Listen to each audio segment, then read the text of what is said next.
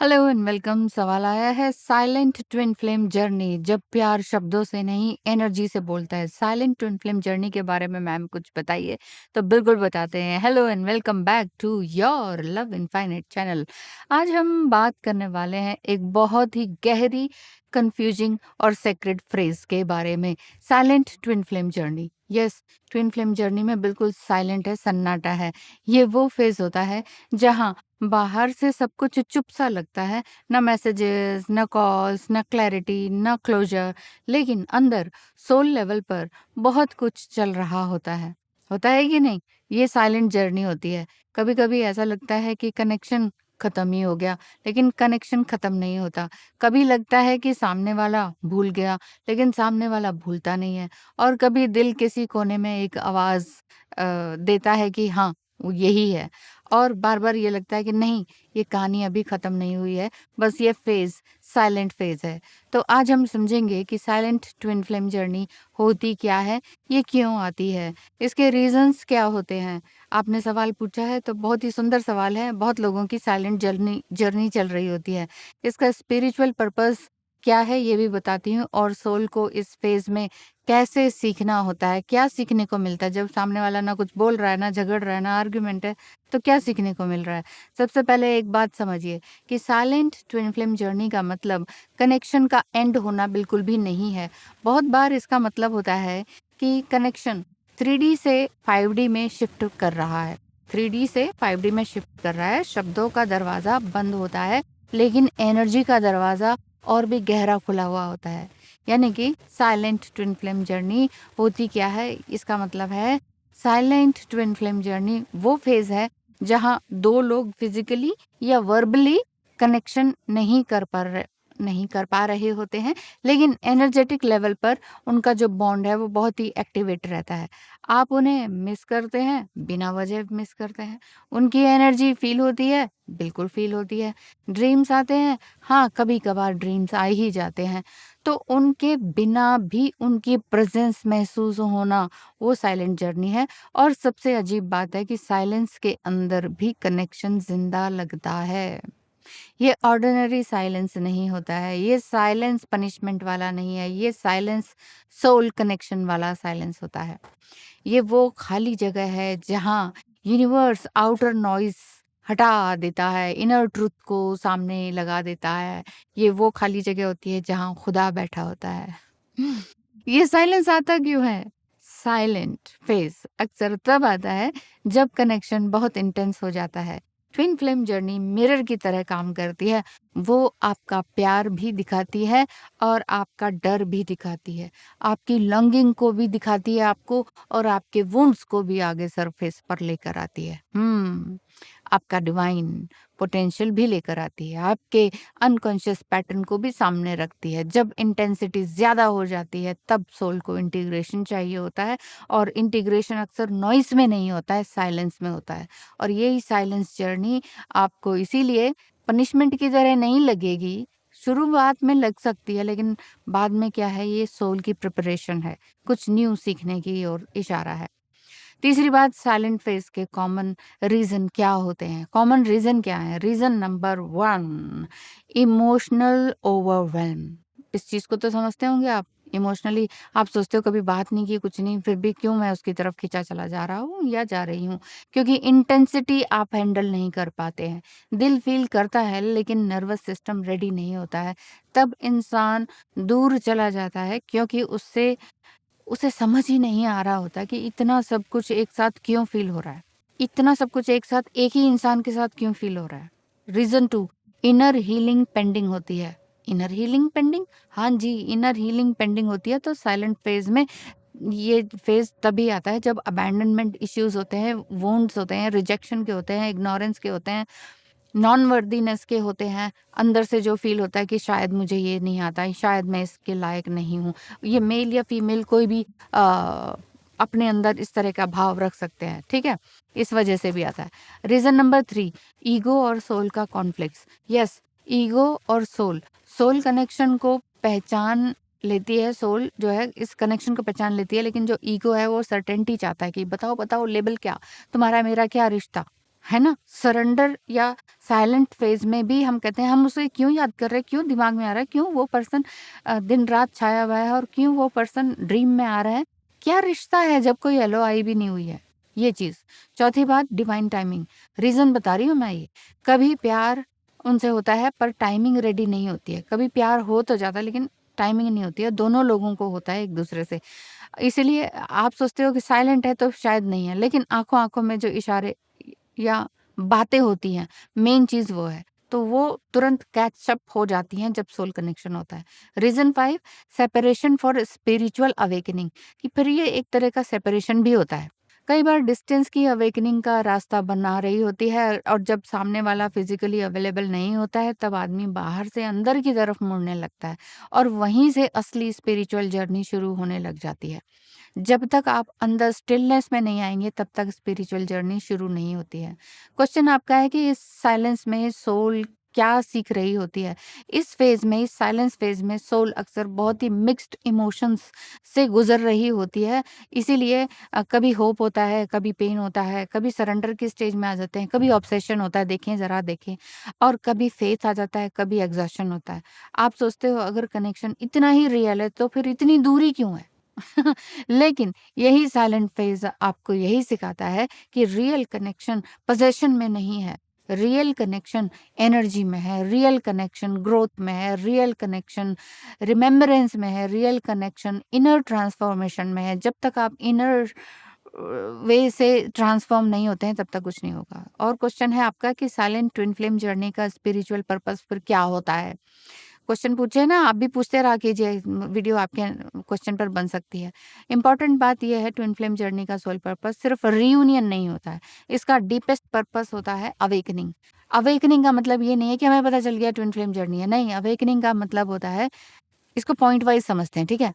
Purpose होता है। Awakening का मतलब है पर्पस। पर्पस क्या? कि सेल्फ रिटर्न या जर्नी आपको दूसरे से खींच कर वापस अपने खुद में लेकर आती है।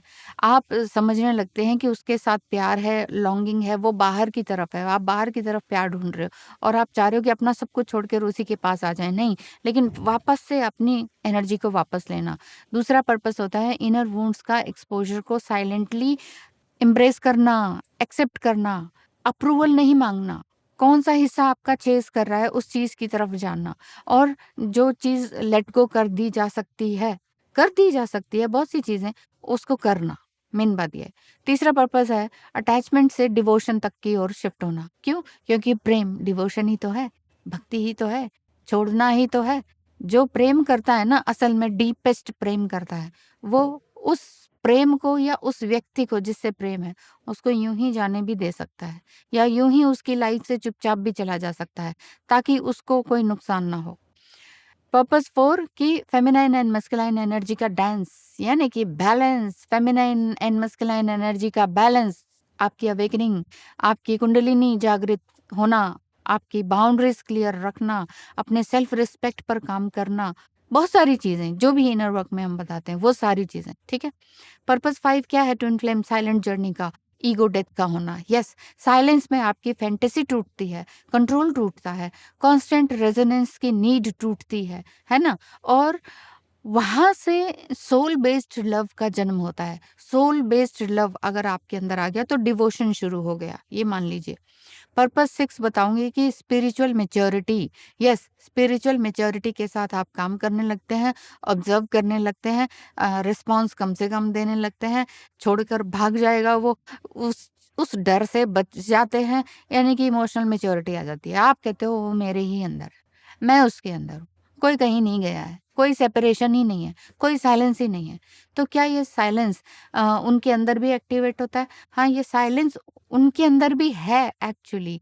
हर साइलेंस ट्विन फ्लेम साइलेंस नहीं होता है बेसिकली, यहाँ पर ये भी समझिए। लेकिन अगर कनेक्शन जेन्युइन हो तो साइलेंस के अंदर भी कुछ साइंस फील होते हैं। अचानक उनकी याद आ जाना, उनकी याद में आंसू बहना, ड्रीम्स में मिल जाना, मेडिटेशन में उनकी एनर्जी को महसूस करना, हार्ट चक्र में हैवीनेस या फिर कभी वार्म्थ फील होना, बिना कांटेक्ट के भी इनर नोइंग फील होना कि वो कब आ रहे हैं, कब जा रहे हैं।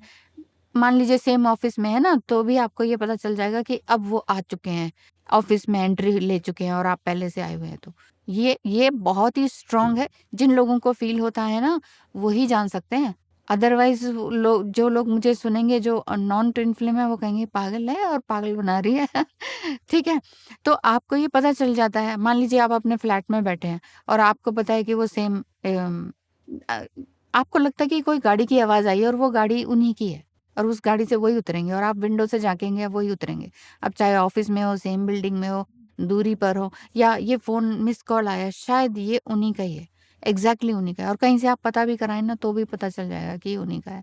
तो इस तरह की आइडेंटिटी अंदर ही अंदर बनती रहती है और आप पॉज़ेसिवनेस में आते चले जाते हैं। लेकिन इस पेन को स्पिरिचुअलिटी में बदलना होगा, क्योंकि स्पिरिचुअल होने का मतलब इमोशनल बाईपास होना नहीं है। आपको फ़ील भी करना होता है, हील भी करना होता है, ग्राउंडेड भी रहना होता है। बहुत मुश्किल है, बहुत मुश्किल है, बहुत तड़पाता है, ये जर्नी बहुत तड़पाती है। लेकिन इसी तड़प में ही आपको बहुत कुछ आगे सीखना होता है, हीलिंग करना होता है। ये सबसे हीलिंग पार्ट है आपका। पहली बात यही है कि साइलेंस को सेक्रेड स्पेस की तरह ट्रीट कीजिए। एक सेक्रेड स्पेस है। इसमें मैं पनिशमेंट नहीं समझ रही हूँ साइलेंस को, मैं इसमें खुद की अपनी ग्रोथ देख रही हूँ और कर रही हूँ डे बाय डे। ये वाली चीज़ होनी चाहिए। दूसरी बात, जर्नलिंग कीजिए। जितना आप लिखेंगे उतना आपके अंदर पढ़ने की भी आदत होगी, लिखने की भी आदत होगी। आई, माइंड एंड हैंड का कोऑर्डिनेशन होगा, प्रेज़ेंट टेंस में आप आएँगे, सीधी बात ये है। तीसरी बात, आप अपनी एनर्जी वापस लीजिए। उन पर ही फ़ोकस मत कीजिए, जो मैं कह रही हूँ ना कि सडन एकदम पता चलता है कि उसका ही फ़ोन है, उसका ही कॉल है, उसकी ही गाड़ी का हॉर्न है। बहुत ज़्यादा लॉन्गिंग होती है, वहाँ से थोड़ा-सा बाहर निकलिए, डीप ब्रीथिंग लीजिए, प्रेयर कीजिए, मेडिटेशन कीजिए, नेचर में जाइए, ग्राउंडेड एक्सरसाइज़ कीजिए, मिरर एक्सरसाइज़ कीजिए, अपने नर्वस सिस्टम को काम करने की जितनी भी प्रैक्टिसेज़ हो सकती हैं, वो कीजिए। डिवाइन से माँगिए जो माँगना है, किसी और इंसान से नहीं। डिवाइन के साथ जुड़े रहिए, क्योंकि हम सब ह्यूमन बीइंग्स हैं और ज़्यादा ही साइलेंस हो रहा है तो डायरेक्टली पूछ लीजिए। इतने बोल्ड एंड ब्यूटीफुल आप हैं तो डायरेक्ट पूछ लीजिए, हाँ जी बोलिए, क्या चल रहा है आपके मन में? चुपचाप क्यों रहते हो? पूछ सकते हैं? नहीं पूछ सकते ना, क्योंकि कभी वो आपके बॉस हो सकते हैं, कभी पड़ोसी हो सकते हैं, कभी कुछ और हो सकते हैं। तो या मैरिड अनमैरिड के टैग्स होते हैं हमारे, तो उस वजह से नहीं पूछा जा सकता। इसलिए मैच्योर ट्रुथ यही है कि आप अपने आप से रियूनियन में आइए। और कभी सोल लेसन यूनियन का बड़ा हिस्सा होता है और कभी पर्सन वापस भी आ जाता है। कभी आपकी कॉन्शियसनेस इतनी इवॉल्व हो जाती है कि आप रिजल्ट से चिपकना छोड़ देते हैं कि रियूनियन होगा कि नहीं, होगा कि नहीं, होगा कि नहीं। साइलेंस को एक सेक्रेट जर्नी समझिए और अपने अंदर की सक्सेस को बढ़ाते चले जाइए। Main thing is this. कैसा लगा आज का वीडियो ज़रूर बताइएगा। और अगर आपको लगता है कि हाँ, हमारे साथ भी ऐसा ही हो रहा है, हार्ट चक्र में पेन हो रहा है, जिया नहीं जा रहा है, सोया नहीं जा रहा है, डर भी लग रहा है, खुशी भी हो रही है, आँसू भी आ रहे हैं, ब्लेस भी फ़ील हो रहा है, हो क्या रहा है हमारे साथ? क्या हम पागल हो रहे हैं? क्या हम डिवोशन में जा रहे हैं? हम ईश्वर की भक्ति कर रहे हैं, भक्ति करते समय भी वो डिवाइन मस्कुलाइन एनर्जी का क्यों ख़्याल आ रहा है? ये ट्विन फ्लेम जर्नी क्या है? ये यूनिवर्स क्या हमें सज़ा दे रहा है? हमारी शादी क्यों नहीं हो रही है? व्हाटएवर द क्वेश्चन, अगर आपको कन्फ्यूजन है, तो कंसल्टेशन बुक कराएँ सिंपली। या फिर अगर आपको लगता है कि हमने सामने वाले की एनर्जी जाननी है, तो टैरो रीडिंग बुक कराएँ। या फिर आपको लगता है कि हमारी date, time and place of birth एक साथ है, तो हम एस्ट्रोलॉजिकली आप रीडिंग कराएँ। लेकिन खुद को बिल्कुल भी मत खोइए। और अगर सब कुछ करवा के बैठे हुए हैं, रेकी हीलिंग चाहते हैं कि हाँ, हमारी अपनी हीलिंग हो जाए, हमारी अपनी अवेकनिंग हो जाए, हमारे अपने कर्मास क्लेंज़ होते चले जाएँ, हमारे अपने एंसेस्ट्रल हीलिंग हो जाए, तो रेकी हीलिंग करवाइए। और पूजा-पाठ वगैरह कुछ और के बारे में जानना चाहते हैं, तो आप मुझसे कॉन्टैक्ट कर सकते हैं कंसल्टेशन के थ्रू। अपने ईगो को चैलेंज देते रहें, अपने मन में विश्वास रखें, इस जर्नी पे विश्वास रखें, खुद पर विश्वास रखें और इस सीक्रेट ट्रांसफॉर्मेशन को एम्ब्रेस करें। बस आज के लिए इतना ही। कैसा लगा वीडियो बताइएगा ज़रूर, मिलेंगे कल फिर।